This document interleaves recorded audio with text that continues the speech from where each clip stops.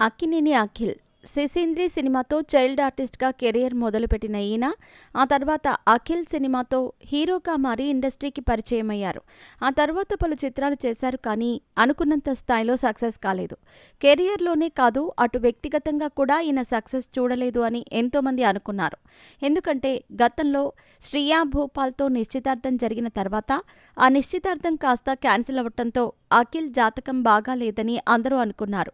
కానీ ఎట్టకేలకు తాను ప్రేమించిన ప్రముఖ కల్చరల్ ఆర్టిస్ట్ జైనాబ్ రావ్జీతో 7 అడుగులు వేశారు అఖిల్. మొత్తానికి బ్యాచులర్ లైఫ్కి గుడ్ బై చెప్పేసి దాంపత్య జీవితాన్ని మొదలు పెట్టేశాడు. దీంతో ఇకనైనా అఖిల్ కెరియర్ మారుతుందా? బ్యాచులర్ లైఫ్ కంటే మ్యారీడ్ లైఫ్ ఈయన వ్యక్తిగత జీవితాన్ని ట్రాక్లో పెడుతుందా? అప్పుడు సచిన్ ఎలా అయితే సక్సెస్ అయ్యాడో ఇప్పుడు అయ్యగారు కూడా అలాగే సక్సెస్ అవుతారా అంటూ అభిమానులు కామెంట్లు చేస్తున్నారు. ఇక అసలు విషయంలోకి వెళితే అఖిల్ అనే సినిమాతో ఇండస్ట్రీలోకి హీరోగా లాంచ్ అయ్యాడు. కానీ మొదటి సినిమాతోనే డిజాస్టర్ని మూటగట్టుకున్నాడు. ఆ తర్వాత హలో సినిమా చేశాడు, కానీ అది యావరేజ్గానే నిలిచింది. ఇక మోస్ట్ ఎలిజిబుల్ బ్యాచులర్ మాత్రం అఖిల్ను ఫ్లాప్ల బారి నుండి బయటపడేసింది.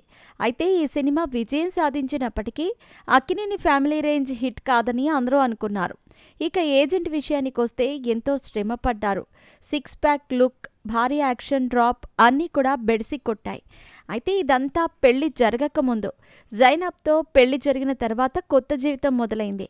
జీవిత భాగస్వామి రాకతో కెరియర్లో ఎన్నో మార్పులు చోటు చేసుకుంటాయని, పాజిటివ్ కోణంలో చూస్తే ఆయన జీవితం మరింత గొప్పగా, ప్రశాంతంగా, సక్సెస్ఫుల్గా ఉంటుందని పెద్దలు చెబుతున్నారు. అంతేకాదు, సచిన్ జీవితంలాగా అఖిల్ కెరియర్ కూడా మారిపోతుంది అంటూ కామెంట్లు చేస్తున్నారు.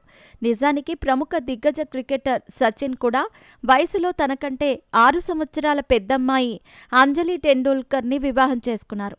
ఆయన వివాహం చేసుకున్న తర్వాత ఆయన వ్యక్తిగత కెరియర్ కూడా అమాంతం సక్సెస్ బాట పట్టింది. అనుకోని విజయాలు ఆయనను తలుపుతట్టాయి. ఇప్పుడు జైనాబ్, అఖిల్ మధ్య వయసు కూడా 6 సంవత్సరాల తేడా ఉంది. కాబట్టి అఖిల్ కూడా జైనాబ్తో వివాహం తర్వాత ఖచ్చితంగా సక్సెస్ అవుతారని అందరూ భావిస్తున్నారు.